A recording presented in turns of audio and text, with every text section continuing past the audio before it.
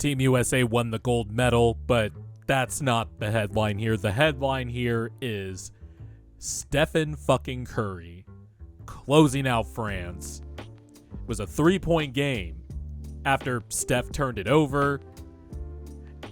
He was having one of those Steph Curry games where he was just throwing the ball all over the gym. But then, after France cut it to 3, it was over. 3 after 3 after 3. And then, of course, in the last 50 seconds, after France, by the way, played really tough in this game, cut it to 6. Steph hits a patented, vintage 2016-2015 Warriors Steph Curry type of 3, where he sidesteps 2 dudes all over him, high arcing ass 3, and then it drops in.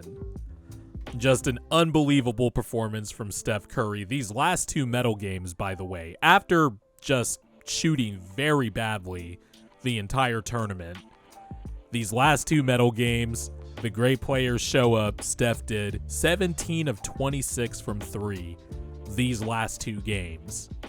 Those type of players are too great to not have a moment in the Olympics, and he certainly did.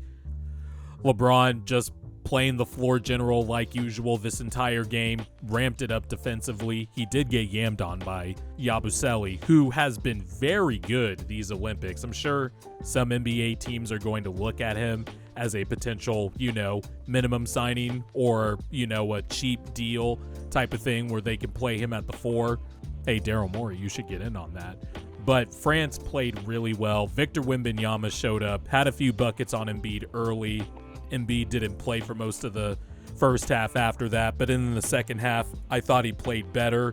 But the story here is LeBron, Steph, Kevin Durant, Devin Booker, by the way, who has been fantastic all tournament, filling in the gaps with whatever they need, whether it's defense, whether it's cutting off of LeBron and Kevin Durant and all the great players, whether it's spacing the floor, coming off of screens, playing like Kentucky Devin Booker where he was just running off of screens. An all-around just great effort from the starting 5. I thought Anthony Davis played well also, as well as Bam Adebayo. Anthony Edwards wasn't a complete disaster until about that third quarter, especially towards the end when he just gave France 2 free points when France didn't need it. But France made it tough. They were forcing some misses at the rim. Wembanyama was keeping them in it. Yabusele was playing great as well. You could see why Gobert just was not playing as much these last few games and why they changed the starting lineup. He was just ineffective out there, ineffective on switches. Team USA did a lot of switching, and Gobert had a few opportunities where, whether it was Devin Booker was on him, but he was able to scram switch out, and Kevin Durant would be guarding him. Same with Jason Tatum in the few minutes that he did play. But in the end, when France had it close and Steph was throwing the ball all over the gym, like he had some of those lazy cross-court passes, had a carry that, well, it wasn't a carry, but it could have been called a carry, and he stepped out of bounds on the baseline. Like, he just had some classic vintage Steph turnovers. But Steph buckled down. Off-ball movement, hitting France players with pump fakes. Batum flew by on 1-3. For us basketball fans, we get to see LeBron James hit the night-night celebration with Steph. The entire bench doing it. How about LeBron getting that and one in the first half, and the entire USA bench was doing the LeBron flex? You had Anthony Edwards, Drew Holiday, Halliburton, and Embiid all going up to LeBron off the bench doing the flex. I really liked this Team USA. I really liked this version of the Team USA chemistry. Just this roster, it seemed like they all enjoyed playing with each other. Embiid got his gold medal, and everyone, of course, booed him, and the rest of the team was egging it on. Just like, I like how Team USA embraced everybody, even Embiid with, all the boos and stuff. You could just tell they embraced that all tournament.